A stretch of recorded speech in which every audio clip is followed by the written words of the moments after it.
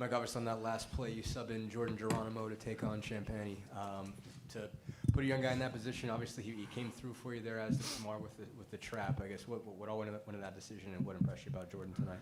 Well, again, I went to him, I think around the 6-7 minute mark, and he came in and he responded, man. He made some big plays for us. He made a couple buckets, hit a three, and then he hit a little leaner in the lane. And so, I felt good. My coaches were over screaming at me, saying, hey, let's get him in the game for defensive purposes, and so we put him in. Hey, Coach, your thoughts, 3 guys off the bench, Tamar Bates, especially in the first half, Jordan Geronimo overall in the second half, and then that stretch there you got from Christian Lander with that driving layup that he got. Again, man, listen, I got to do a better job, man, and when we got big leads like this, this is kind of a carbon copy of the Eastern Michigan game.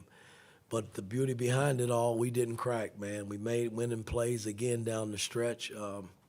We got to get better at making free throws, We shoot them every day, but guys just got to be comfortable and knocking them down, because that could be the difference in winning and losing. But I'm happy with our ball club, man, and where we are as we stand today, man, because we're competing. Our defense has been solid as hell, man. It was solid again tonight, I thought. You knew going into the game that Champagne was going to be, incredibly tough, and you threw different things at him. Just your thoughts on the defense, and then I guess in the second half, what do you think really got him going and made him tough to stop for you guys? Well, he's a shot maker, and they got a great coaching staff, man, and great personnel. They play hard, man, and I thought they hit us with everything they could possibly hit us, from a man-to-man press, zone press, half-court zone press. I mean, it was a lot, to swallow, but I thought our guys were engaged and in tune. But, hey, Champagne, he's a tough competitor, man. I mean, the beauty about their team, they don't run pick and rolls with him, so it's hard to double team him. So he's always got a live dribble, in his hand, and being able to, make plays, which is tough. Mike, can you talk about what you got out of Tamar tonight, especially in that first half? He was great. He came in and, he's been playing well, though. I mean, unfortunately, he's had some injuries, and we kind of working him back. And I thought tonight was a solid ball game for him. Coach, what has impressed you most about Tamar from an intangible perspective, just kind of the leadership role that he's taken even as a freshman? Well, again, I mean, he can score the ball. He can handle it. I got to get him better defensively, where he's not jumping around as much, where he can be a little more solid there. But, again, he's a freshman, and, he's got to get his body, get a little more meat on his body. But he's been playing well, man. I like him because, he sees the moment. He's not scared of the moment, and that's, you need players like that.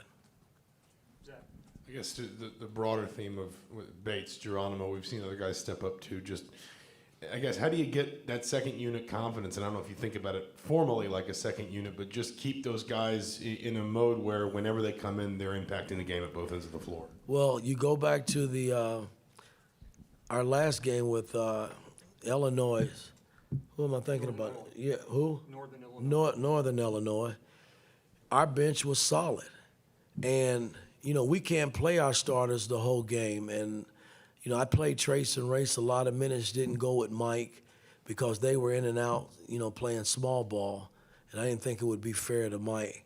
But our bench has got to be ready. Our benches is just as important as the guys that start the game. And I thought they did that against Northern Illinois, and tonight they came in and did a great job as well.